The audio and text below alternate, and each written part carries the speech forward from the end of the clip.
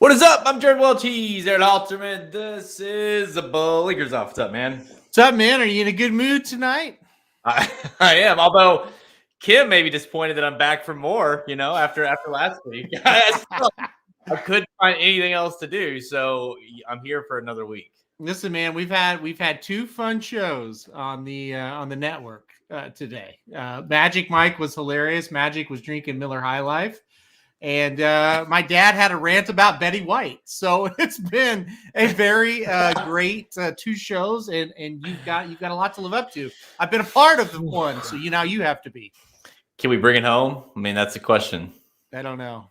Do you have it in you? I mean, I don't know how you for one, I don't know how you do multiple shows a week or a day. I don't know how you even listen to the Magic Mike show. So, I mean, for you to just be able to get through all those, I don't know how you have anything left to get to this, to this point. It seemed like Magic was a little drunk, so that made the show good today. So that was it. I told him, I even said on the chat, I said, for the first time ever, this is really funny today. So no, I just, with dudes with Bet Sports, I just say something and then let him go off in all his directions. So it's really pretty easy. You just kind of have to give him a little start, and then he'll take you the rest of the way. So, this show, it's I have to carry it on my back, as Kim would say, but I'm going to do my best. Yeah, should we swap? You just go ahead and take over the. You want to be the host of this thing? I'll just kind of fuck around on this end.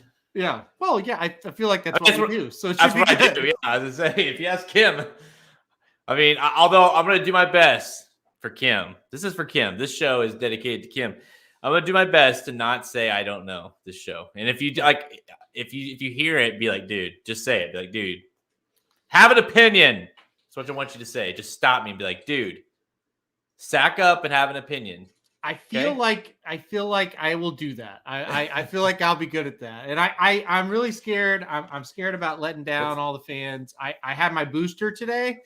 And the last couple hours, I've started to feel myself go down a little bit. So, listen, I hope I cannot disappoint everyone. I really am worried about it.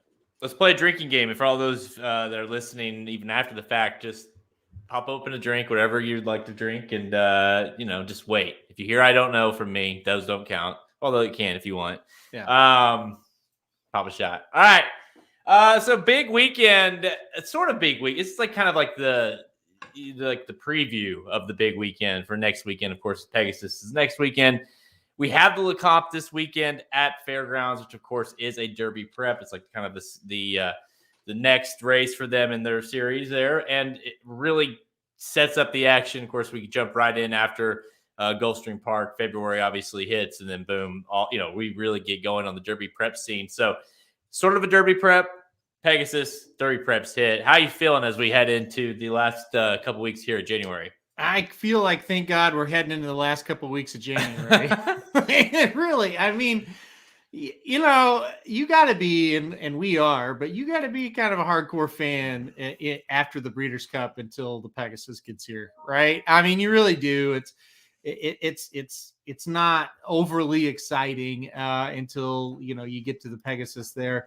But like I was telling you today, it really, really starts to heat up.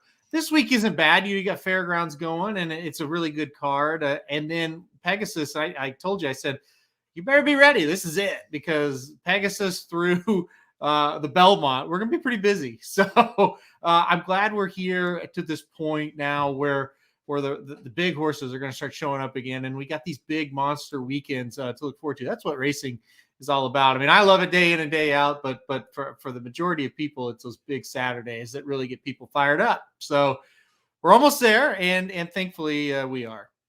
Yeah, it definitely feels like I don't know about you. I'm sure it kind of seems like you same way, but like you get all these names of horses right now, and we've talked about this over and over, like how there really isn't a horse that you're like excited. I mean, there's some that you got like, oh yeah, that horse could be good. Chasing Time was really good, and but it's so early, you don't know, and it's really hard to get excited. But it feels like we're starting to. You hear a name, you're like, yeah, who cares? Like that. Chances are that horse, I won't need to know that horse in May. But we're starting once you get into these preps here in the next couple of weeks, and definitely the next month. These names start to mean something. These are the horses that are like a little bit of the real deal. And as we approach, we've talked about this a lot with the Bob Baffert situation. What's going to happen? How many, if he's not in, how many, is Pletcher going to have 6 horses in the Derby? And what 6 are they going to be? Like it feels like he could get as many as he has right now. So yeah, it's really gonna. I feel like I can't remember a year where when you're talking about even January to February into February, where I feel like there's going to be such a monumental shift, and you're seeing that in the future wager on the Derby future wagers on the pool tool. It's like 7-5 is the others. 7-5. Usually it's like 5-2, maybe even higher than that. 7-5. I mean, that you can tell they're like, we don't know. I mean, there's horse. I just feel like we don't know anything and what we're going to know at the end of February. Yeah, you didn't say I don't know. You said we don't know. So thank you.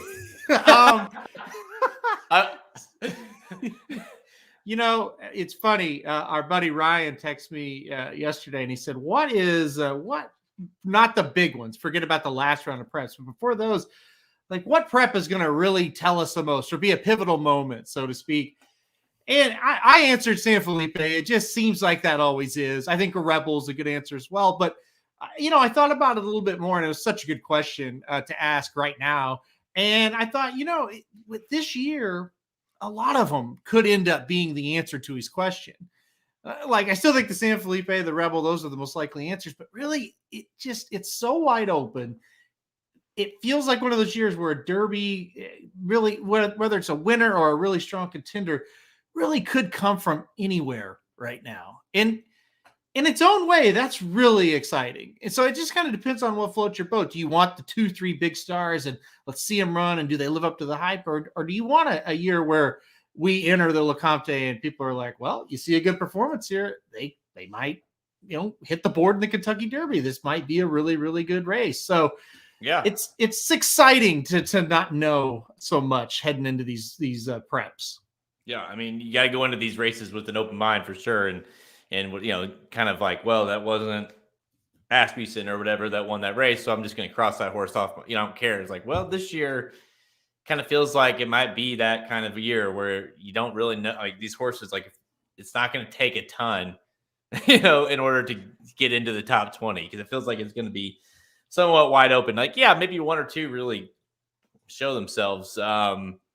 But it really feels like you're going to get into the Kentucky Derby with a bunch of horses that maybe worse horses than we've seen in the past. So let's just put it that way. It does feel like a year like that is what it's kind of going to be. There's not anybody jumping off the screen where it's like, wow, this is going to be a Hall of Fame type horse, But like I said, sometimes when you get that and then one jumps up in March and really starts to progress, you're like, oh, we're going to have a 9-5 favorite. It's going to be one of the two.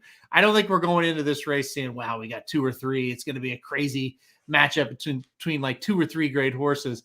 But we'll see. There's a lot to kind of unfold here. And yeah, like I said, we're going to really kick it off this weekend, and it's not going to stop until we get to the Derby. Yeah, and before that, we have, of course, the Pegasus next week. So if you haven't seen it or haven't got it yet, go to racingdudes.com. Go get your hands on the Pegasus Inside Track Wagering Guide, now available for pre-sale. Of course, we've already started working on that, and the Life is Good Knicks Go matchup is looming. I've kind of put that off. Of course, you and I are going to be doing the live bankroll for that as well. And I've really, you and I talked about it a little bit, and I've kind of intentionally put it off. Like I don't know. I mean, I'll be honest. I don't know who I'm going to go with yet and how I'm going to handle that race. I mean, I'm not going to be stupid. I think it's one of the two. I said, I don't know. I don't know who I'm going to go with yet. Drink up, buddy. Drink up, everybody. There's one. You're welcome. But Halterman, do you know? Of course. Well, yeah. Why wouldn't you? Of course I know. No, I know everything. Of course. Listen, I'm going to life is good until something tells me otherwise. That's where I'm at with it. Something could be he draws way outside and Nix goes inside. But as of right now, if you said, hey, you got to put however much money to win on somebody in the Pegasus, life is good would be the pick right now. He just looks like a freaking monster. But I saw a video of Nix go galloping, and he just looks like he always does. He's the closest thing. He's become a closest thing to just a machine. Like you kind of, Magic jokes that I'm a jukebox. See, when we do those videos, he said, just put the quarter in and you do whatever I ask. That's Nix Go now.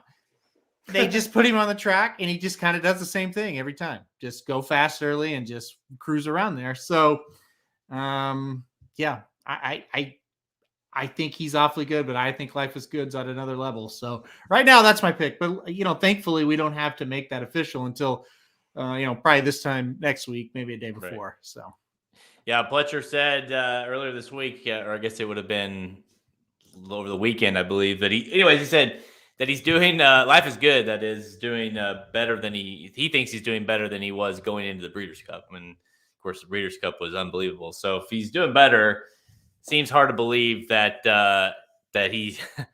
I'm kind of leaning in your direction as well, but yeah, we'll find out who our picks are. And of course, go to racingnews.com. We have tons of coverage. Go to our YouTube page for Pegasus information as well. We're kind of we're going to talk Derby a little bit. After this weekend, we're shifting everything towards the Pegasus for all next week. We'll be back on the Derby Trail. And, of course, we'll be on the Derby Trail for quite some time leading up to the first Saturday in May. All right, let's get to today's show. We're going to preview the 200K Lecomte Stakes. It's 2022 Kentucky Derby prep race at Fairgrounds. And we're going to give rapid fire selections for the remaining stakes action also on the undercard there at Fairgrounds. Let's go. So much.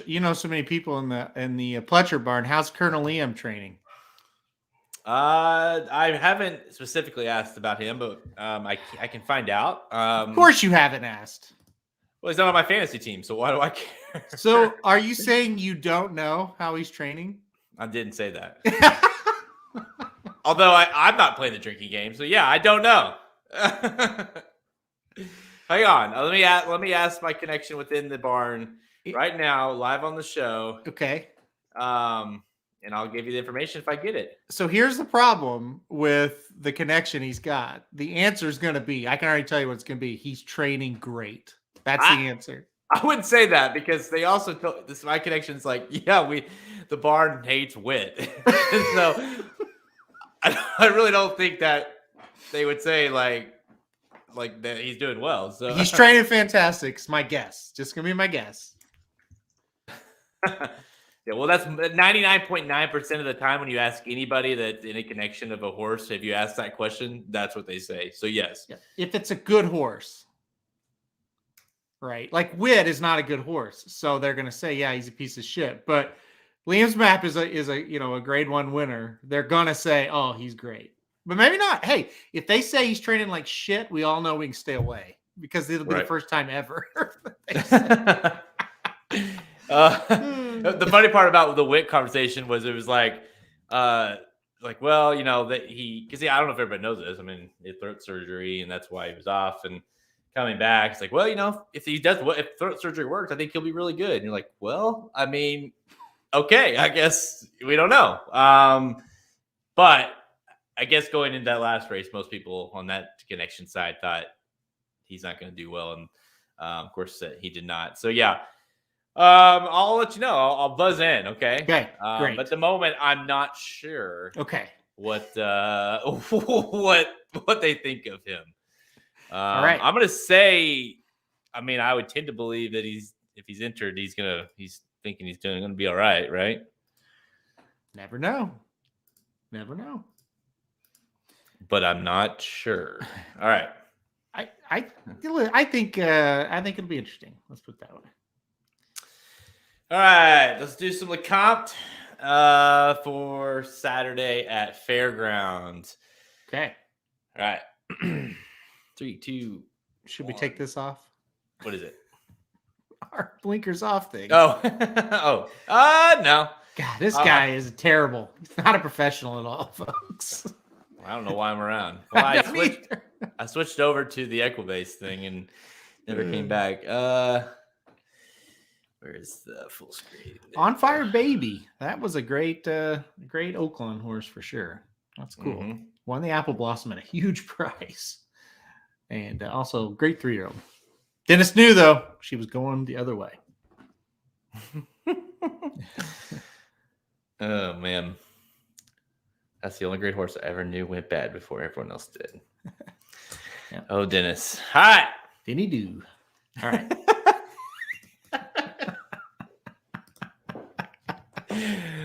Oh, shit. All right. That just came out. I don't know why. I love it. I love what you did. Whatever that was you just said.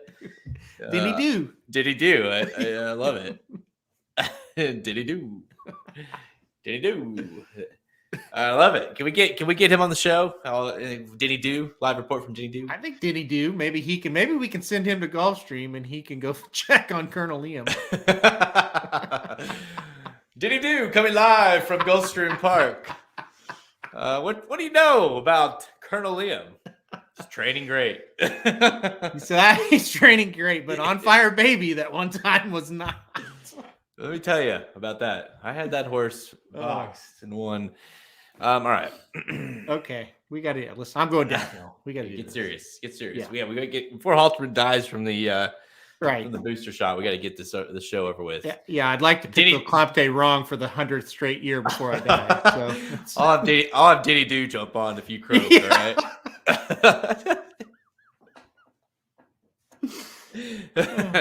Oh shit! All right. This is serious handicapping, Jared. Come on. I know. I mean, that's one thing I do know. You know, I know that I know we should take this seriously, but yeah, but when you know that you're never going to pick the Lecomte winner, right? Why do you even try, right? Exactly. Yeah. But I'm going to be confident on this one. Telling you. I know it for sure. Who's going to win this thing? Okay. It's a lock. All right. Okay. Saturday at Fairgrounds. We're gonna have Derby Prep number 2, I guess this is at Fairgrounds. Race 14, Lecomte Stakes, Grade 3, 200K for 3-year-olds going 1/16 miles. Of course, Kentucky Derby Prep race 10, 4, 2, 1. And guess what? Bob Baffert's on in the race, so they all get points. That's what's exciting about this one. Field of 9 lines up here, and it really comes down to these last two really impressive. Well, one, okay, it's kind of both ways. You got the 5 Epicenter, who's been really impressive his last 2 starts for Asmussen. And then you got the 3 Papa Cap for Mark Cassidy, who hasn't been winning, but has been running in high caliber grade 1 races and running well, just not winning. So you kind of have the question of, is the 3 Papa Cap getting the class relief that he needs in order to win? Or is Epicenter kind of making that move up continually where he's going to pop off and make a big performance here? So it's between those two, I think, unless you have someone else in mind. I think you laid that out really well. I give you a big pat on the back, and that's why you're here to set me up like that. Yeah, you're welcome. Well, I make sure I come across like I don't know shit. Right. There you go. Drinking. Yeah. And then make me look better. Exactly. I teed up for you. So there you go. It really is, to me, it comes down to these two, plus a little sneaky one I'll talk about here in a second. But, I don't think that 2-year-old crop, was very strong. I don't think that American Pharoah was that strong of a race. I don't particularly think the Breeders' Cup Juvenile was that strong of a race. If I'm wrong about that opinion, I'm going to be wrong about this race. I'll go ahead and say it. But I am going to not pick Papa Cap in this spot, because I just feel like, yeah, sure, he ran second in some big time races, the biggest one for a 2-year-old, and that's great and all that. But I don't really think there was much in that race. I just don't. And I know Giant Game is getting a lot of, kind of respect right now and hype. And I'll believe it when I see it on the track in a race. And with Papa Cap, I think he'll get second in this race. And I think Epicenter will beat him. I just think Epicenter is a horse that's trending in the right direction. He got better from race 1 to race 2 to race 3. And I think if he shows up with that race in the Gun Runner that he ran last time out, I just don't think Papicap's quite good enough to beat him. So I took Epicenter on top in this one. I do acknowledge that if I'm wrong about those 2-year-old races, Papicap's probably going to win this one, but because it is a class drop compared to that on paper. But if Epicenter was in those races that Papicap was in, would he have gotten second? Maybe is my thought. And so I'm going to go Epicenter and the Asmussen horse, making it 3 in a row here. Well, this is a big race for the fantasy league as well, right? Mm-hmm. You got obviously Epicenter with the Magic Mike team, and the fans have couple in here with decent shots with the 4 and the 6, and of course Papa Cap on Real Dynasty, who is already in the lead. So this is a big. We're gonna make a jump here. Someone's going to make a jump. I'm with you. I'm kind of with you on this. Like, that's really ultimately why I couldn't. That's why I couldn't pick the 3 to win, just because. Well, for 2 reasons really. Because one, I'm kind of with you in terms of I'm really not sure what we saw from those races that Papa Cap's running, particularly the juvenile. I'm not the giant game buzz. Like, give me a break. Like, come on. Like, it's like people haven't, like, they just were born or something. It's just, it's unbelievable that it's like giant game gets this hype. It's like, okay. I think we just were born. How many times has Del Romans won the Derby? Yeah. I'll wait. Not very many. Well, the answer is 0. The thing is I think with Epicenter, like, where Papa Cap, I hate that angle of being like, well, like, he's getting class relief, like, blah, blah, blah. Like, I think he could win this one. Problem is he hasn't won since August, guys. That's the problem with him. Epicenter, on the other hand, romped, geared down December 26th. Oh, yeah, he romped before that in November as well. Like, I think this horse is just getting better and better. This is the horse that I had keyed on my list in the fantasy league that I really wanted to get. And I think this horse went second round to Magic Mike, and I didn't get there in time to snag him. So, but no, I'm with you. I really think Epicenter is kind of, I don't know if I would say the real deal. I'm not sure anybody's the real deal at this point, but I think he's probably the best of this Fairgrounds bunch right now. I think you're right. And I just think they're going to have to run. Somebody's going to have to run an improved race to beat him. Now, I do want to make our buddy Austin Elsey, who's watching the show, I want to make him happy. Okay.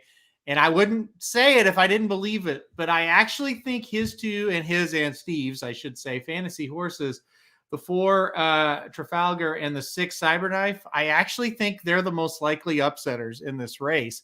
I'll start with Cyberknife. This horse has a ton of talent. I really believe that. I just don't know if he's mentally there yet, but he is capable of running with this group, I think.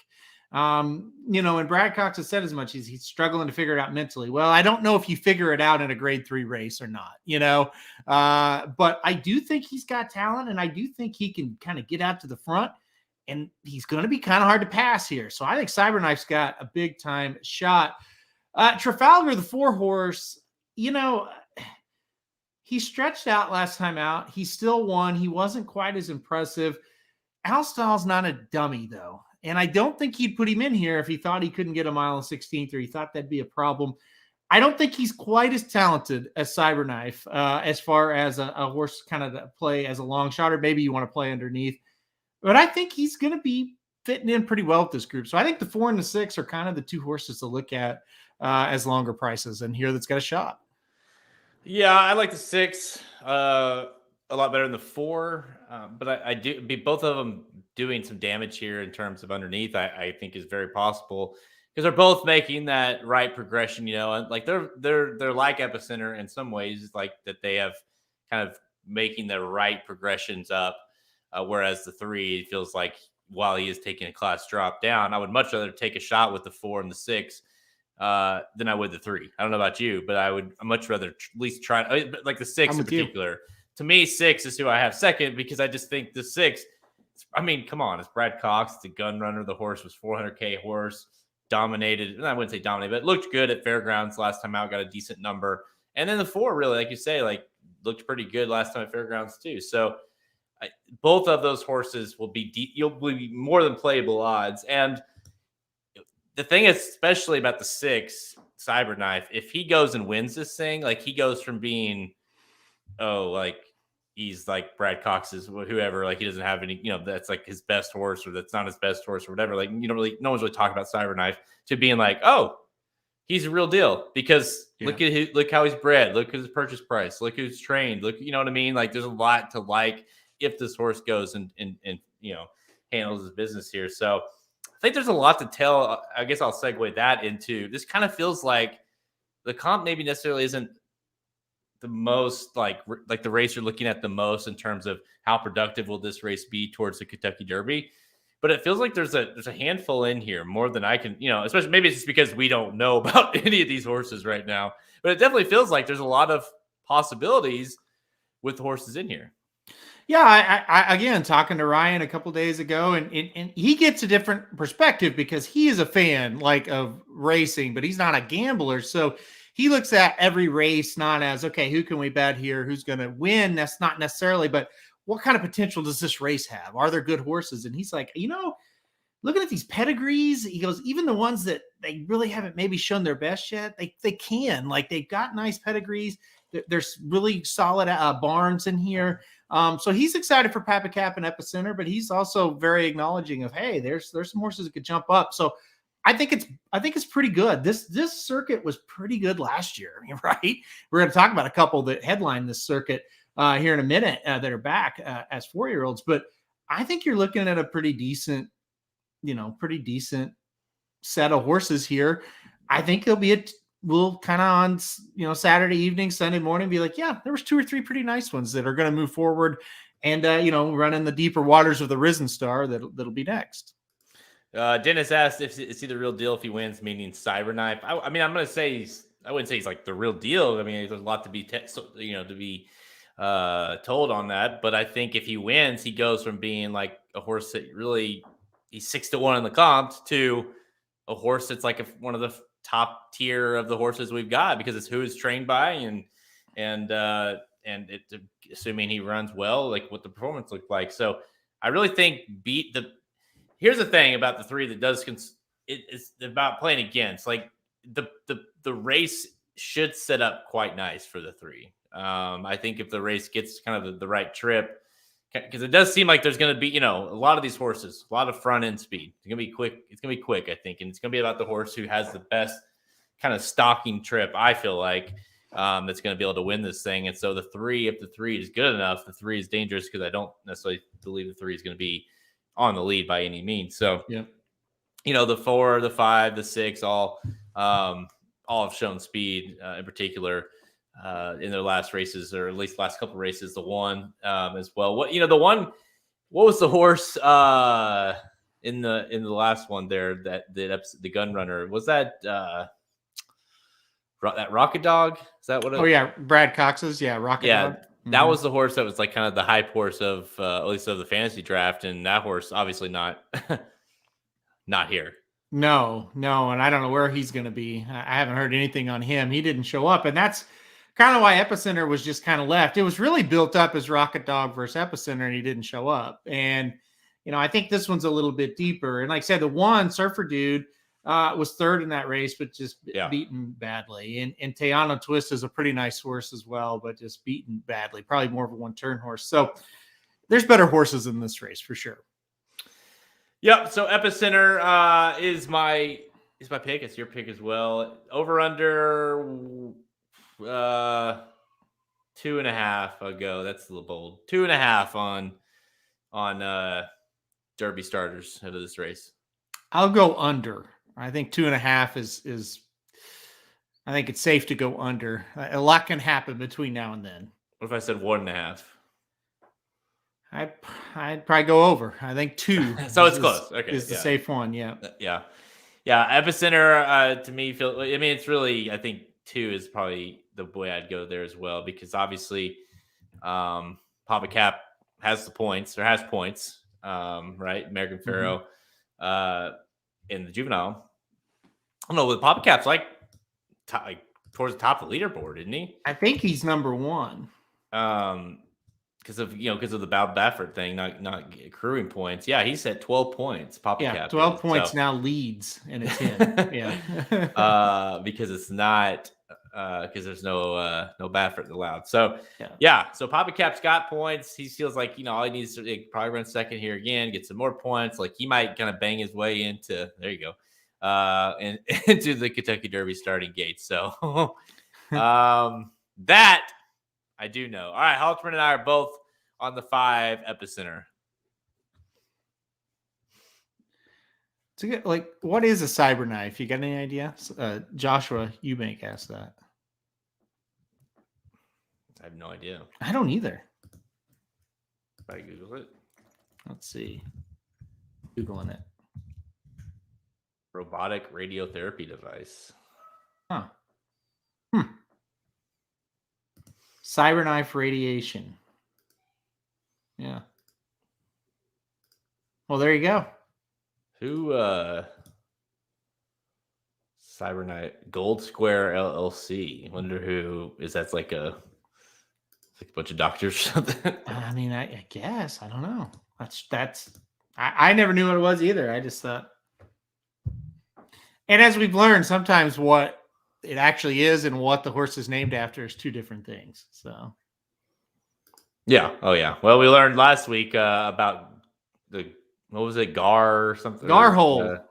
Garhole, who we talked about forever. Neither one of us used in our sequence in the horse one. See, okay, you read that YouTube comment. I did use in the sequence, and it was my top pick. So I don't know what that person was talking about. Well, I didn't. Maybe he was talking about me. I did not. That was an annoying sequence too, because the horse that the whole theory that I had of getting a price I got with Radar Superstar winning, and I used, and of course would have ballooned that thing, and then I get edged out on the first leg, and then the single sucks balls in the last leg. So yeah, one of those things that it's like you were close, but you really weren't close at all. Right. All right. Let's go to race 10. Let's go back.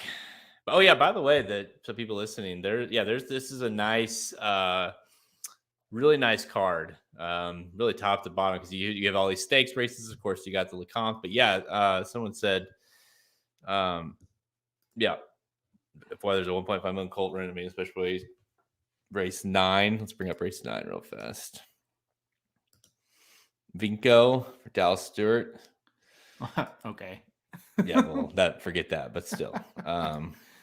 Look at that. Oh, West Plains and race, yeah. And then you have this race. Let's just don't get too excited about, right? But what is it? Race 4, I think. Stellar Taps in this one. Mm-hmm. Underhill's Tab for Alsal, and you got Pioneer and Medina. Decent race, going mile 16th for a bunch of 3-year-olds. So that should be, obviously Stellar Tap ran in some stakes races. There's some horses in here that might be worth noting coming out of it, depending on what happens in here. So definitely, it's like I say, it's one of those cards where you've got kind of those kind of races. You got, the high price purchase horse, main special weights. And of course you got some good stakes action. Mandaloon versus Midnight Bourbon. Yeah. I mean, come on. Like that right there, it may not, that's not Nick's Go versus, versus Life is Good, but it's something, I'd pay to watch it. It's the fairgrounds version of that. Exactly. So, any thoughts on Presidential? That horse, was really impressive at Indiana Grand, but to state the obvious, it's going to be tough to come out of a maiden special weight at Indiana Grand and run in the Lecomte. That's the question mark. But yeah, that horse was really good last out. So we'll see. But I didn't use. I just think that it's too much of a class hike for the horse. Dennis, is there any picks you don't nail? Is what I want to know. It's gross, Dennis. Don't nail horses. Come on. Also, what about that under on that Rams game? Dennis, give me shit on the show. How about that? Knew it the whole time. I text Halterman in the third quarter. I was like, well, the the under's toast.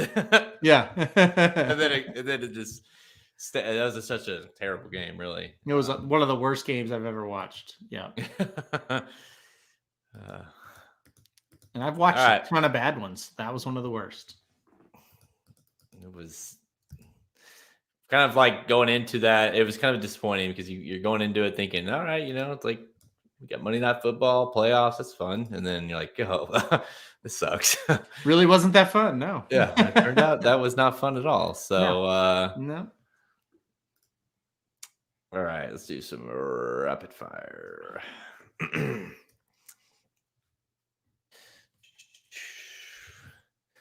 Time for rapid fire presented by the Inside Track to the 2022 Pegasus World Cup Wager Guide. That's right, get the all-inclusive wagering guide to the 6th annual Pegasus World Cup next Saturday at Gulfstream Park. Features in-depth analysis of all 7 stakes on the card, including Life is Good versus Knicks Go in the $3 million Pegasus World Cup. That's not all, along with the 7 major stakes races.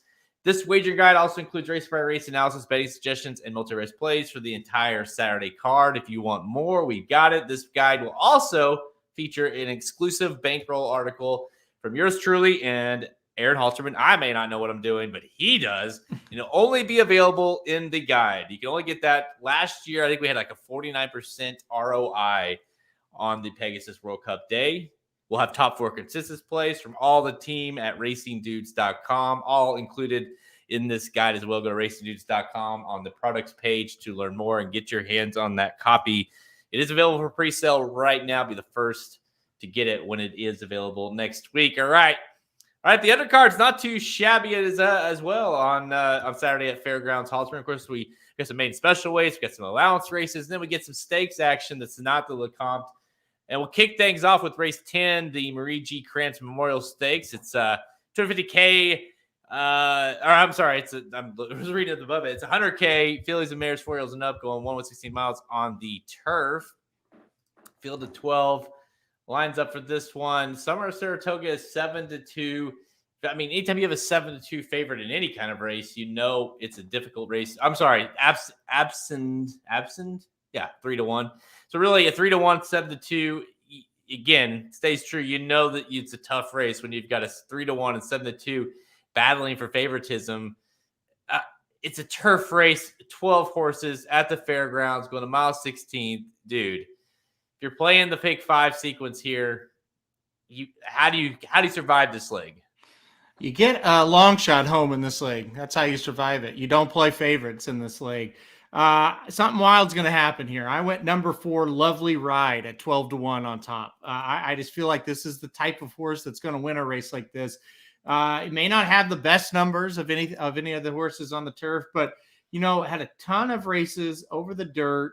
Weren't too bad. He won here and there. Last time out, debuts on the turf, makes a turf debut and wins by 3/4 of a length, and just looked like had a much more, just a quicker turn of foot, turning for home. So got the win over the course. Now second time on the turf for Calhoun. I think the horse improves. I love the price. I went price hunting. I said, I'm not playing the 1. I'm not playing the 5. I'm not playing the 10. I'm going for a bomb. I'm going number 4, Lovely Ride here. I think at 12-1, this horse makes a ton of sense. Yeah, man, it's funny. I think you and I are kind of on the same page here. I wanted to play the 5 Summer in Saratoga. Like, that horse makes sense, right? And if you're going to play your tickets, I think you got to include horses won 2 races in a row. Has looked pretty good as well. Of course, at Fairgrounds last time out. But how about we go with the other? How about the other Joe Sharp? Is that an angle? Number 2, Catch a Bid. That was a horse that you look at the last race. So I'm talking about this horse looked very confident, very professional, got to the lead, kind of looked like, this horse is like 16-1. This horse might get home, and then just got caught by Summer in Saratoga. Held on for third, beaten 1 1.5 lengths. So the horse was right there. Joe Sharp enters her right back. Got Hernandez back aboard. I don't know. I think these two pair up and do quite well, and that was on December 26th, going to mile 16th. The last 2 works, 6:01:05, 7:41. I think this horse might be doing pretty well. And Joe Sharp's like, hey, let's try it again. So I think this horse at a price is worth the play when you're looking for it. I like the 4 as well. I thought the 4 was very interesting for Calhoun. That was one I almost pulled the trigger with as well. So I think you and I are on the same page here, as you got to go you got to find a price here because there are some singles or possible singles that I like coming up. A couple of people are mentioning the 8, the horse from Brazil, Chris and Dennis in the chat. Yeah. 8-1 is a fairy tale. I think this one is one you got to use, but I think 8-1 is a fairy tale. Exactly. Yeah. I'm with you. And I thought you were going to go on from that because I agree. It's like, yeah, the horse is never lost. He's going to the Brad Cox. Yeah. Get Rosario to ride 8-1. Give me a break. I mean, so that's why I didn't use because I just thought if you can promise me 8-1, sure, but it's going to be like 3-1. This horse is going to be pounded.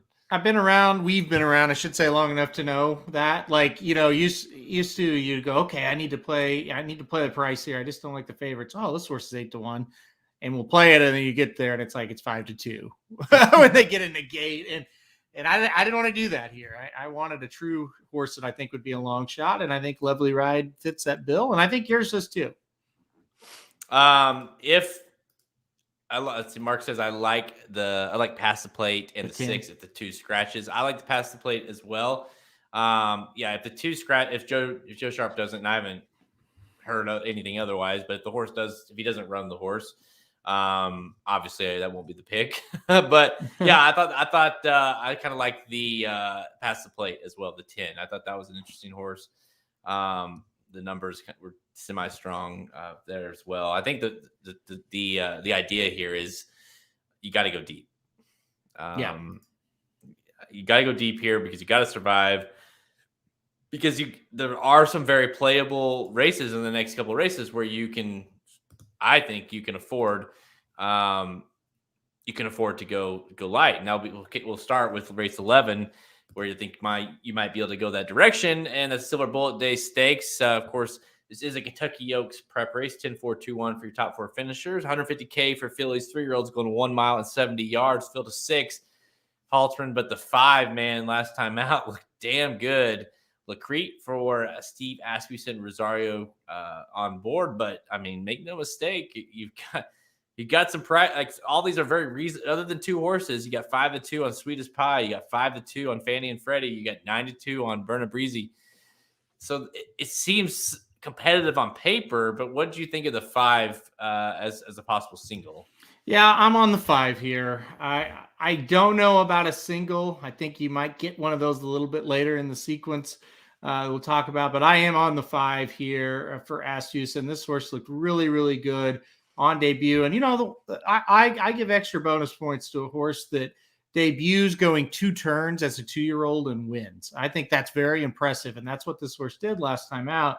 So you look at the pace projections and listen, pace projections are tough with this early with 3-year-olds because some of them, almost all of them just don't have a ton of races. But you look at what they've done so far, if they kind of unfold like that, 5 should be out on the lead, right? And if that happens and she gets cruising on the lead, I think she's gonna be tough to catch. So yeah, I don't know. I'm toying with the single in a different leg. We'll talk it through, but I do think the 5 is gonna be awfully tough here. Yeah, that 5, just one gear down last time, and the numbers didn't come back overly strong, but I'm not too worried about it. I mean, the horse cruised, and it was never really a test, and of course. Nicely bred horse, Stone Street owned. So I think this horse. I mean, I'm with you. I'm not sure if it's single material just because the horse is one maiden, is one a maiden and then going here. But you could see the horse getting caught if the horse maybe just isn't quite professional enough, maybe. But I'm with you. A horse cruises on debut going to mile 16th. That's a horse that you need to know. So. I like the 5 a lot here. Let's see any comments. 1 and 5 for me from Mark, Frankie, and Freddie. What do you think of that horse? Yeah, the 1 would be the other one I would use here. And like I said, at this moment, I'm toying with: do I go 1-5 there and single somewhere else, or do I single there and maybe play a couple in this other race coming up? So yeah, the 1 is the one I'm most worried about for sure. All right, let's go to the next one here. Race 12, the Colonel E.R. Bradley Stakes. This is a worth 100K for 4-year-olds and up, going 1 1/16 miles on the turf, field of 12. Shows up for this one, Halterman, and it's another one of those turf races, right? That we've, I I mean, interested to know where you thought here, because I thought this one was just as difficult as the last turf race. 3-1 on the 6-2 Emmys. Another case where you've got a 7-2, 3-1, somewhere in that range, as your favorite. And can you really play 3-1, a 3-1 favorite in this race? No, you can't. So I did not play 2 Emmys in this one. I didn't go with a double digits price, but I did go with a 6-1 shot. I think number 2 Halo again is pretty interesting. This horse had been up in Canada, which is an odd place for Asmussen horse to be, but that's where he was. And he'd been running on the synthetic there at Woodbine and been doing pretty good. He hadn't disgraced himself. 3rd in a grade 3, 4th in a grade 2, but only beaten 2 links, and was beaten by Mighty Heart and Sir Winston. A couple of, they're okay, I guess. But, got to the turf at Fairgrounds last time out and was a nice winner. And I think if we see the same type of thing as with the horse I picked and raced in, if second time on the turf, we see a jump up and improvement here, and second time over this course, if we see an improvement, I think Halo again fits in really, really well. So I like the price. I hope we get 6-1, and I'm going to take number 2 Halo again. It's funny, we're going with the same out of race, but it's a different horse. I went number 8, Monarch's Glen. But that was a horse that was trying to run down your horse, Halo, again, last time out at Fairgrounds, of course, going to mile 16. The last two, that's the thing, these last 2 races from Monarch's Glen have been good, just hasn't quite gotten there yet. And so you wonder, like, is the horse good enough? Is the horse too slow? That's possible. But I do think there's plenty of speed in this race to set the race up well for the 8 Monarch's Glen. Maker now gets Bravo to ride, which I like that move up on the turf for Bravo to jump aboard this horse for Maker. So I think this horse, the horse was so wide last time out, was flying late, but just couldn't quite get up there in time. At 8-1, I think it's worth playing again. I had this horse on top last time in that race that you're talking about. So you're way pissed, is what you're saying. Yeah, because it just felt like the whole time, gonna win, and it didn't. He kind of does that. I've had him on top a lot through the years. I like this turf course for him, even though he's finished 3rd 2 straight times over it. I do like this turf course for him. So I like the pick. He'll be on it. He'll be on my ticket. See, Mark says 2, 3, 6, 8 for me. 8 is my top pick. Should get the setup, but I fear Father Time is catching up with his closing kick. Yeah, and you might be right. Definitely. That's what ultimately why the 8 is my top pick, because I do feel like the pace setup should be there for him. But if you can't get it done here, he may not get it done. It seems like that might be it. All right, so it comes down to this one, because I'm surprised that you might single out of this race. Race 13, the Louisiana Stakes. It's grade 3 with 150K for 4-year-olds and up. Going 1 1/16 miles, and this is the race we previewed earlier, talked about a little bit earlier. Race 7, field of 7, and it's the battle. Mandaloon, your even money favorite, versus Midnight Bourbon, 6-5. It's not Nick's Go. It's not Life is Good, but it's close. It's 2 horses that have been battling each other at least all last year. And Mandaloon maybe eventually will be the Kentucky Derby winner. Who knows? At this rate, it may be 3 years, but he might be. But Mandaloon finished second in the Kentucky Derby, of course, had taken some time off. His back. Midnight Bourbon had a huge campaign last year, decided to not run in the Breeders' Cup. He's back. They're both 4 now. Halterman, walk me through this. How did you get to a possible single out of this? I just think if Mandaloon is at his best, he's a better horse than Midnight Bourbon. That's how I got. That's how I got to him.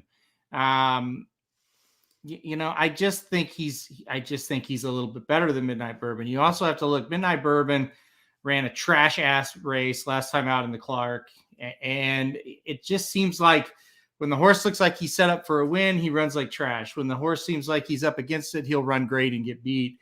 And I just think Mandaloon is one you can trust a little bit more. It's interesting. These horses have faced off 5 times, and each time they've lost, in some cases, they've had excuses, right? So they last year's Lecomte, they squared off. Midnight Bourbon kind of just beat Mandaloon fair and square. The next time, Risen Star, Mandaloon beats Midnight Bourbon. The next time Louisiana Derby, you could have beat Mandaloun. He just didn't show up. And so Midnight Bourbon was ahead of him. The Derby, obviously, Mandaloun beats him. So it's 2-2. And really, it's like, okay, it's fairly even. The Haskell, Mandaloun finishes ahead of Midnight Bourbon, but Midnight Bourbon fell down and lost to Chalky. So it's pretty close, really, when you look at these head-to-heads. They've got legit excuses when they get beat. I just look at it and say, Mandaloun ended up winning, quote unquote, the Haskell. But even though he didn't cross the wire first, he was a nose away from winning it, right? I mean, he was a half length away from winning the Kentucky Derby. And this horse, when he's at his best, is better than Midnight Bourbon. So that's why I've got Mandaloun on top. Yeah, the thing about the Mandaloun is, it's kind of crazy to think about when you look at these two horses. Mandaloun's made $1.6 million. Midnight Bourbon's made 1.1. Mandaloun has been the favorite in every race he's been in, other than I think 3, the Derby and the Haskell, where he was like 3-1. Midnight Bourbon's only been the favorite like twice in his career, which one was the Clark, where he finished 3rd, and the one was on debut. And so it's kind of, to your point, Mandaloun has kind of always been the horse that was better, or at least thought to be better. And whether it been, either crazy things happening in races or, possible injuries or whatever, like the horse just hasn't quite gotten himself in to be like that top level horse. But I do agree with you. I think at their best, Mandaloun is better. And that's where I went with 2. I don't know if I had the stones to single the 2. I think I would single the 2 over the 5 in that filly in the Silver Bullet. So maybe I would, if you had to find a single of that sequence of 2, because I could live with the 2 if the single, if it doesn't win, it's like, well, whatever. But yeah, I don't know. I mean, boom, there's one. Drink up. I don't know. It's like, what happened? the only time he didn't show up, Mandaloun, that is the Louisiana Derby. Yeah, exactly. And listen, Midnight Bourbon has not won in over a year now, right? I mean, it's just, he gets old after a while. It was kind of fun for a while, and then he ran like total dog shit in the Clark, and it's like, he's done. Like, I'm not. So he might come back and win here. It looks like he's got to be loose on the lead, but I don't know. And Dennis makes a good point, and I had not realized this. The 3 and the 5 are brothers. They both have the same dam. And it's funny because those are the 2 horses that have the most speed. So you can see the brothers out there wearing each other out, which would be interesting.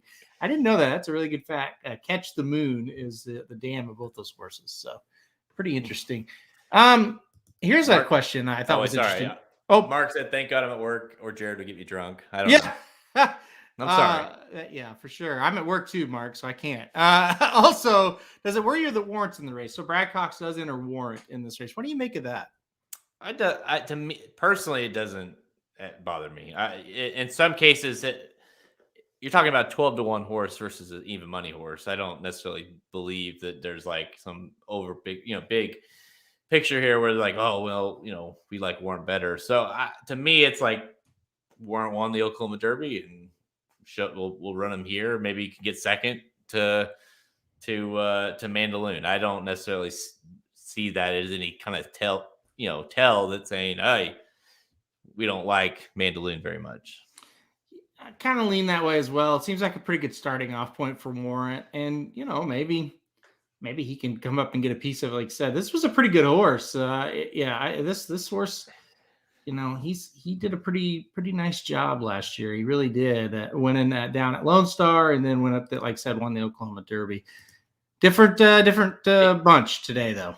It could just be like, the horse needs a race to run, and let's not kid ourselves. The horse was running, ran at Fairgrounds some, has won at Fairgrounds. Oaklawn has ran at Oaklawn. Mountaineer, Lone Star. It's like that's the kind of Remington. That's the level this horse is at, and this is a jump up. But it's like, hey, we'll give it a shot. The horse has won at fairgrounds before. The likes the distance. Let's try it. So I don't necessarily look at that as any kind of issue. And back to the 2 versus the 3. I feel like with you especially, but I've been there too with Midnight Bourbon. I'm with you. Like, it just kind of feels like, and it kind of goes back to, not to compare him to Papa Cap, because Papa Cap has a lot to prove, but it just feels like, yeah, at a certain point, I can only pick you so many times. Yeah. Like I know for you that I know you're gonna say the Preakness. That was it, right? Because you thought Midnight Bourbon, I'm gonna get him right here. This is the horse. He's gonna win this race. You look at that stretch, he's winning. He's going to win the race. And I get it, Ron Bauer freaked, but still he couldn't win the race. And that keeps happening to this horse, I feel like. And it's just, there's a certain point where you just like, I can't do it anymore.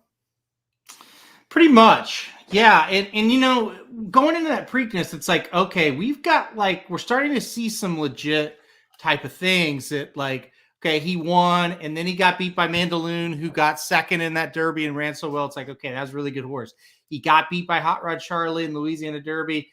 Yeah, okay, but that's a really nice horse. He got a terrible trip at the Kentucky Derby, and it's like, boom, perfect spot. He should win. Mm-hmm. That's the thing, too. You got the times it didn't match up. Hot Rod Charlie. I feel like if Hot Rod Charlie is the measuring stick, Mandaloon was very much either better or competitive to him versus Midnight Bourbon. Kind of was dramatic. You could tell, okay, Hot Rod's better than Midnight Bourbon. You could just tell. Yeah. And he the Haskell happens. Then he goes up to the Travers. That was highly predictable that he would get the lead and get beat late. Like I could have seen that coming from a mile away.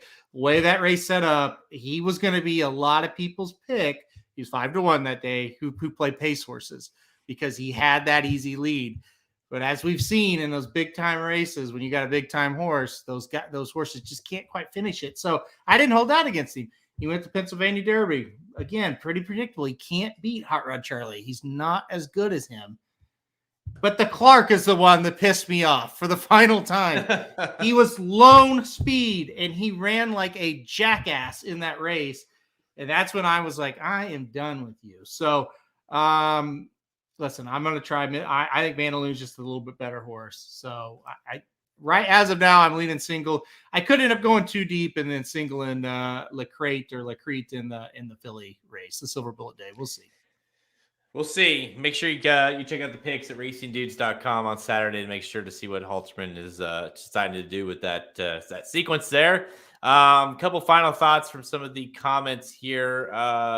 Samage likes Warrant. Sylvian says so take that. Mark says one big X factor for Cox is he's 35% first time Lasix, which is Mandaloon. I got 40% on my end, Mark. So that either way, it's a very high number for Brad Cox. Let's see.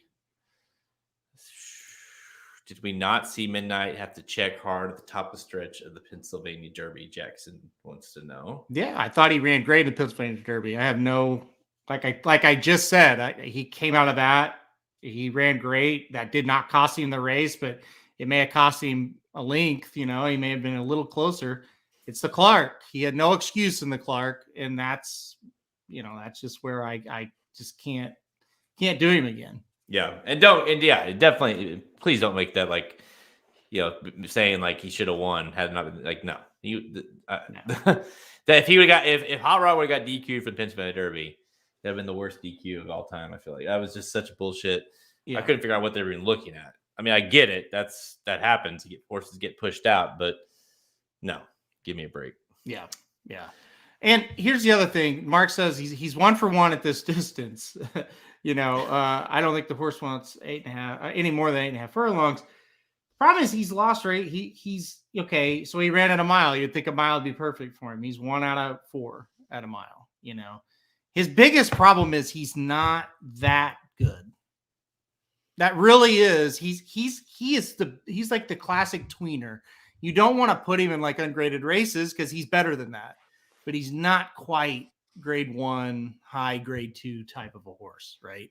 And so this race would have been perfect for him. Grade 3, nice little grade 3 for him. And then, Mandaloun shows up. And so I think if Mandaloun's like at his best, I think Midnight Bourbon will have trouble beating him. If Mandaloun's not, Midnight Bourbon, I think, will cruise in this race for sure. I just don't think he's good enough to beat like the top caliber horse. And he's shown that all year.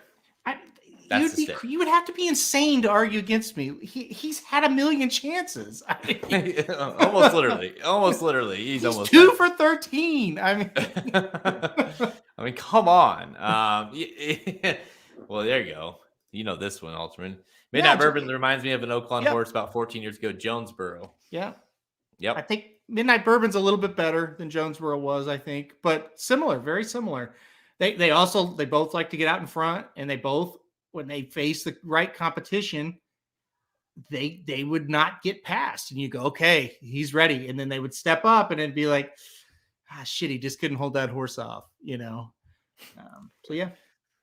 Dennis says Midnight Bourbon hasn't faced Tacitus. Who would win, Tacitus or Midnight Bourbon? Midnight Bourbon would be Tacitus. Yeah. That's not even. I don't even think it'd be close. Okay, let's wrap up the rapid fire. Halterman and I are both on number 2, Mandaloun, to cap off a very fun rapid fire.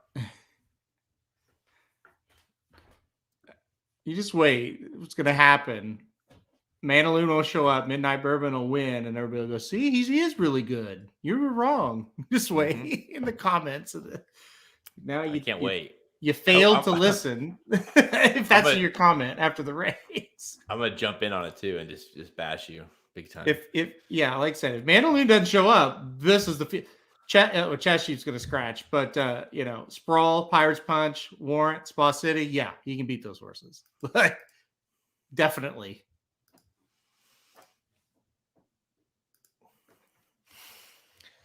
All right. So all the time we have, check us out at racingdudes.com for our free picks and our premium selections on the products page. Click the Get Racing Dudes Premium button on the menu at racingdudes.com to learn more. Remember to go check out the inside track to the 2022 Pegasus World Cup wagering guide that's available for pre-sale right now. Be the first to get that when that is available. It'll be sent. You'll probably get an email, and then you'll be able to just go download it right in the dashboard when it is available. Be the first to do that at racingdudes.com. We're working on that right now. Big time guide, and Halter and I will be playing that live bankroll as well. Remember, racingdudes.com is your destination site for all free horse racing picks to all the major horse racing tracks. We're on Twitter at racing_dudes, Instagram and Facebook. You can find us all our episodes of Blinkers Off by visiting our podcast page at racingdudes.com, Apple Podcasts, Spotify, Google Podcasts, Amazon Music, Stitcher, Captivate, or you can watch all our videos amongst all kinds of videos on YouTube. Go to YouTube, just type in Racing Dudes on YouTube. If you want some more information from handicapping perspective, Magic Mike Show, Sam Houston, late pick 4, Saturday late pick 4 preview. I know. I don't know. Fairgrounds. I thought about you and I doing the Fairgrounds, right? Tonight, like a pick 5 or something. I thought it'd be kind of, we basically did cover the light pick 5. We kind of did, yeah. And I thought, well, surely Magic Mike's doing Fairgrounds, so we won't do that. Sam Houston, though. No. I think they did it Monday. It's the last pot. Did they not do one earlier? No, they did a Sam Houston one, but I think they did the Fairgrounds card on Monday. For Saturday? Yeah. Because I got on there and I'm like, why are they doing Sam Houston? And then I looked back and I'm like, I think they did the Fairgrounds card on Monday. Well, that makes no sense, but okay. No, not any. What is it? You got to bet with your dollar or give your opinion with your wage? I don't know. Some kind of bullshit over there. Midnight Bourbon is way better than Prevalence. Dennis, let me tell you. Let me give you a little insight of my life. My life is busy. I between running the site and I have 2 gremlins. You think I give 2 shits about the Magic Mike Show? I mean, the answer is no. He doesn't. I'm in a group text with Halterman and the Magic Mike guys. I get enough of the Magic Mike guys. So if I want their opinion, I'll find it. And he would love to Otherwise- leave that group text message, by the way. Yeah, there's times where I don't know if someone knows. Do you know how to? I don't know how to leave a group text. I've can't tried. leave a group text if somebody doesn't. If everybody has an iPhone, you can leave it. But Magic doesn't have an iPhone, so you can't leave those. Yeah, I keep looking every time. I keep trying to look, and it's like, fuck, I can't get out of this. Like every time. I have it on silent. Yeah, I figured. Jared sounds like a 50s housewife, like his dreams don't count. It's true. My dreams?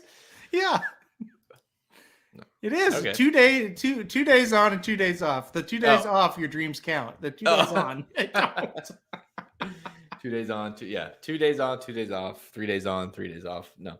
Right. Yeah, no, it's just what it is, you know. But no, the Magic Mike show. I have a lot of a lot of things that are interesting to me. That's not one of them. Okay, so let's go real quickly, Halterman. We got the divisional games this weekend. I know you talked about this on the Due to Bet Sports, so go check out that podcast, Due to Bet Sports. Just go look at that on all those same platforms. But real quickly, let's just run through the 4 games. Of course, we've got Tennessee and Green Bay coming off their byes. Okay, can't wait. Steve, Gil Feather. Can't wait for the Josh Allen show.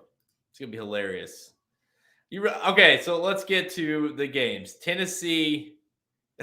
What are you laughing about? He struck a nerve, and I love it. I could tell. Yeah. Steve Gilfeather. All right, go. Who are we picking in this first one? The height for the Bills is just unmatched right now. Well, we could talk about the game, but we got to talk about these first ones. So stupid. It's so ridiculous. Okay. Cincinnati at Tennessee. I'm gonna give you I think it's about 3.5. It's kind of all over, but 2.5 opened up 3. Let's go 3.5. Which way you going? I think Tennessee. I went Tennessee minus 3.5. I just think they're a little bit better team. I think they're able to control the ball here. I think the Bengals will get some points, but I do think Tennessee will frustrate them a bit. I'm going to go Tennessee minus the 3.5 to kick it off. Minus 3.5 for me as well for Tennessee. You said everything. I think I really think they'd beat them without Henry, to be honest with you. I think they just kind of have the pieces of being able to control clock. I would hope at this point a team like the 1 seed in the AFC would figure out how to stop Chase a little bit. I hope at some point we could figure that out. And so hopefully with a couple of games, of course, getting the Chiefs, they got burned by him, and obviously the Raiders. He's been unbelievable. You would hope they do that. So I think that they find a way to slow him down, and then of course the run game for them. So 3.5 minus 3.5 for Tennessee. I think the AFC Championship. Unfortunately, we played in Tennessee. All right, San Francisco at Green Bay minus 5.5. So this thing opened up at 4.5, minus 4.5. Now it's at minus 5.5. Green Bay. Are you taking the hype from the Niners game after beating Dallas, or is it more like Green Bay is who they are? I'm not buying the hype from the Niners. I picked the Niners last week in that game, and they came through, and that's great. But you watch the game, and it's like, yeah, they won, but gosh, they tried to give it away, tried everything. And you know what? You try to give it away up in Green Bay, they will get beat because Aaron Rodgers will take it. This line actually this afternoon, Jared, was -6 for Green Bay, and I took Green Bay -6. So I'm certainly going to take them at minus 5.5. I'm not insane. So, right. Yeah, I think Green Bay gets it done. I think they're just a little bit better than the 49ers here. And, 49ers can run the ball, and I think that's going to give Green Bay some problems. But I think Rodgers puts up points in this game. So I'm going Green Bay. Yeah, I ultimately don't think San Francisco can match with that offense with Green Bay. And, I think Dallas, like you say, Dallas just did everything they could, including running the ball with 8 seconds left in the game. They tried to give the game to him, and they did. And, ton of penalties, like 14 penalties or something. So, no, I'm with you, Green Bay, minus 5.5 as well. All right, LA Rams. This one is interesting to me. LA Rams at Tampa Bay. The Rams, however, really coming in off a very kind of very impressive game, and they kind of getting some hype here as being an upset team to Tampa Bay. Tampa Bay's got a ton of injuries. Tampa Bay is -3 at home. Halterman, does this smell like an upset to you? It does, yeah. Papa Dude and I talked about it. That all 4 games are going to be fantastic, but the Sunday games are going to be freaking awesome. Like these are the games, and we both kind of said, hey, the winners of the Sunday games, that's who we think are going to probably be in the Super Bowl. Obviously, we got one more data point where we'll see, and maybe somebody will surprise us Saturday. But it just kind of feels like these 2 teams or these 4 teams playing on Sunday are pretty good. But to this game. I think the Rams defensive line gives Tampa a lot of trouble. And I think the one thing that Brady needs is time. And with offensive linemen hurt and the fact that the Rams defensive line is good anyway, even if they were, had all their offensive linemen, I think they get enough pressure on Brady to kind of slow him down. I'm a little bit worried about Stafford. I'm not a huge believer in him. I think he's going to be good enough in this game. I have the Rams +3 here. I think they beat them. I agree with you as well. I think wow. I know we're 3 for 3 here. We'll see. We're going to be 4 for 4. Uh-oh, Steve. No, I think Tampa. It kind of feels like they're going into this game. The Rams are peaking at the right time, whereas they're getting all the guys are very healthy. The defense is finally really healthy. Offense looks to be clicking like they were most of the season. And Tampa just seems to be struggling a little bit. It's Tampa. It's Brady. Of course, you're going to win games, but I'm with you. I think ultimately the game will be won by the defensive pressure they can put on Brady. If they don't, then they're in trouble, but I think they will. And I like that +3 as well for the Rams. The Rams are serious. I'm with you. I've been thinking Green Bay all along in terms of a Super Bowl. Getting the Super Bowl, but the Rams, if they go up and beat Tampa Bay, that's a big win. Then that Tampa Bay Green Bay game, the Rams Green Bay game would be a really, really good one. All right, great. Let's go to the biggest game really of the year, probably. Buffalo at KC. Now this is basically a pick'em game, and really, if you throw out the home field advantage kind of factored in, Buffalo's a favorite, but it is Kansas City -1.5 at home. Getting to play Buffalo again. They got stomped by Buffalo earlier this year. Of course, they beat Buffalo last year in the AFC Championship to get to the Super Bowl. Halterman, Kansas City versus Buffalo. This is, I've been telling everybody all along, I was like, the winner of this game is going to the Super Bowl. Like, to me, that is what's going to happen. And even as a Chiefs fan, I'm not quite sure who it's going to be. Both teams just got so much better as the season went on, and really, shockingly enough, Mahomes was a problem early in the year. And a lot of people like, well, they're doing this, they're doing that. I said, but yeah, they always do that. But Mahomes will cover up all their problems. And he was playing like a normal quarterback. And Josh Allen really was too. He was not playing great the first half of the year either. But when these 2 quarterbacks turned it on, these 2 teams were the 2 best going down the stretch. I know the Chiefs lost a game in Cincinnati, but it was a bullshit game. Definitely should have won. It got screwed out of that game. Listen, I think they're the 2 best teams. End of the day, I still trust Mahomes a little bit more than I do Allen, and I trust that the Chiefs defense will be able to slow him down just a little bit better than the Bills will be able to slow down Mahomes. I'm taking the Chiefs. I think 1.5. It's just like that's not enough points for me to take the Bills, so I'm definitely going Chiefs. I like it. I'm glad that you're going there. Makes me feel better, a little bit better. I'm going with Chiefs as well. Ultimately, you're picking who you think is going to win, and I don't necessarily think I'm going to pick Bills here. I honestly, either way, and I've been telling. That's what I tell everybody. It's like I'm not. I love my Chiefs, but I'm a realist. I'm like, listen, this game's not going to be for the faint of heart. Like it could go either way. It really could, and the Chiefs defense is 1,000 times better than it was when we played the Bills earlier this year. Ultimately, I think this is going to come down to coaching and lack of turnovers. Ultimately, just kind of discipline, well-disciplined in the game, because I do think both teams are really, really, really, really good. So I have the Chiefs, but I think it's going to come down to the end of the game. I really do. If you go by like statistics, we're due.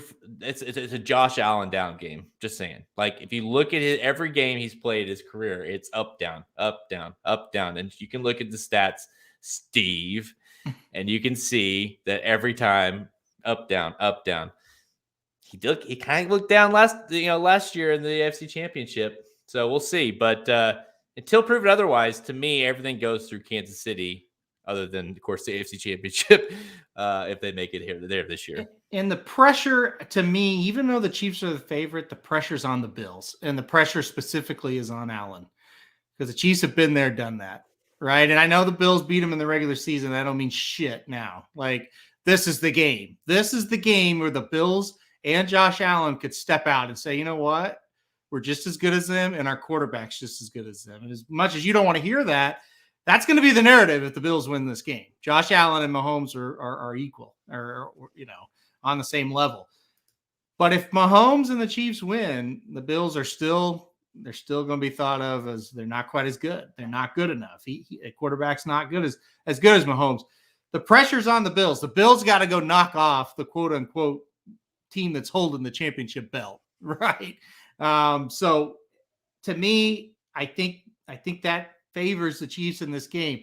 It's going to be harder for the Bills to win this than the Chiefs to win it. That's the way I look at it. Do I think the Bills have a shot? Absolutely. And I like Josh Allen a lot. I think he's really good, but I'm going to go with Mahomes and the Chiefs until proven otherwise.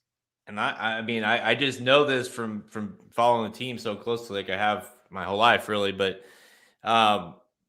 this, like Mahomes and company, like they love this, especially the defense.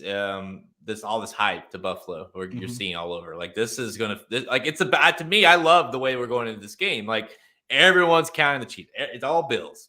Josh Allen's a better quarterback than Mahomes, and it's just Bills' year. This is the defense. It can't stop him, and blah blah blah. It's like, okay, like that's great. Like you're saying, all that pressure is on the Bills to perform. It really is. Chiefs are like, yeah, all right. And let me just say this, because I do think it could go either way. Like obviously I'm picking the Chiefs, but if the Bills beat them, like it's, how hard it is in the NFL to beat a good team twice in the same season. It's almost impossible to beat it. To beat the Raiders twice a year. I mean, come on, or Denver. But I mean, it's like if you could beat a good team 2 times in the same year, like that's tough because you obviously the second time you play them, you learn something about them, about whatever. I think it's gonna, like, if the Bills can do it again in Arrowhead, on the big stage, like they're the real deal, and they should be the favorites to win the Super Bowl. They've arrived if they have, but it's awful tough to do that, and then that's just it. Here's a question, last question. Well, for me anyway, winner of this game. Let's just assume Tennessee wins for the sake of argument. Winner of this game, will they be favored next week in Tennessee? I think so. I do too. Because a lot of people believed, especially if it's, either way. Well, yeah, because it's either way, because a lot of people believe Kansas City was the 1 seed, right? Everyone's like, well, they screwed up. They should have got the 1 seed, but they are the 1 seed. So if they were to go and beat Buffalo, well, of course, they just proved they're the 1 seed. Buffalo, on the other hand, beats the Chiefs. Well, they just beat the Chiefs. They should be the one. You know what I mean? So to me, I think everyone kind of is. No one really liked Tennessee being the 1 seed, right? No one really bought that. So I'm with you. I think whoever they're going to be the visiting favorites. Yeah, I think they're the favorites unless Tennessee wins like 41-10. Something like that. No, that's a good point. And both teams lost to Tennessee this year, as Mark says. And it's insane. Yeah. I know. And the Chiefs weren't even competitive. They got absolutely curb stomped against them. The Buffalo game was close. But they both lost. And again, I like I said, I think both of them are the favorite next week if they win. And then obviously if either one of them play the Bengals, I think they're 6.5 probably point favorites in the game. So just something to look at. The Tennessee game was the most embarrassing loss in the Mahomes era. It was by far, so there's a lot to be said and about that. And obviously, again, another different team, but still, I mean, they're thinking about it. So, and I don't think Tennessee's I don't think they're the best team in the AFC, But to go into Tennessee and beat them in the AFC Championship is not going to be exactly easy, especially if they do look really good this weekend. And, King Henry is somewhat the same as he has been all year. And they do look, to beat them at home is going to be tough. Oh, and by the way, someone asked earlier, weather's supposed to be decent. I think it's like, 40s, 30s probably by game time. So no like rain or snow or anything like that. So I think it should be normal. Yeah. It should for Kansas City in January. Yeah, it's going to be fun. Buffalo, it's a heat wave. So that's right. Yeah. They're going to love playing out there. It's going to be really fascinating to see that game. It's going to be a lot of fun. Yeah, this is I'm gonna lose some years off my life at this game. It's just gonna be one of those. But I am going into it with the right mindset. Like I know it's gonna be a battle. I think it could go either way. It's totally different these days being a Chiefs fan. It's like I've used to be going every game thinking, well, I hope we keep it competitive. I would love to upset them. That'd be amazing. And now you're like, well, they're all trying to knock us off. So it's a good problem to have. All right. Again, if you want full analysis of that, all these games, of course, go listen to the Dudes Who Bet Sports podcast on all those same channels. All right, that's going to be a wrap for Blinkers Off. Thanks, everybody, for tuning in. And, of course, we'll be back next week. I've heard some rumors. There might be something going on tomorrow night. Sam Houston, is that tomorrow night? I'm not going to do it. I'm not doing it. I might be on, as I told Magic. I thought you would be at least participating on my end, which is the drinking and the rooting them on. Rampage ends at 10. Then I'll come on. Hey, what was that video I saw on Twitter or something that I'm assuming you reshared it about the stinger in traffic or something? What the hell was that? Sting and Darby Allin were in traffic after the match last night. And they were behind a car that had an AEW license plate. So Darby Allin got his phone and goes, watch this. We're going to go surprise these guys. And they went up and ran to the window and was like, waving at him basically. And the guys were like, oh my God, that's Sting and Darby Allin. Then they just ran back in their car. It was pretty funny. Oh, what? I couldn't figure out what he said. I saw Stinger, so I assumed it was, but I didn't recognize him. So anyways, we might be doing a live tomorrow night. Supposedly the late pick for Sam Houston, and obviously talking some football with Magic and Stomach. And I told him I didn't give a shit about Sam Houston, but I might be on for moral support, and we'll throw some picks out there, and of course talking NFL as well. So maybe stay tuned for that, and of course we'll be back next week for all Pegasus talk. All right, guys, I'm Jared Welch. He's Aaron Halterman. Good luck this weekend.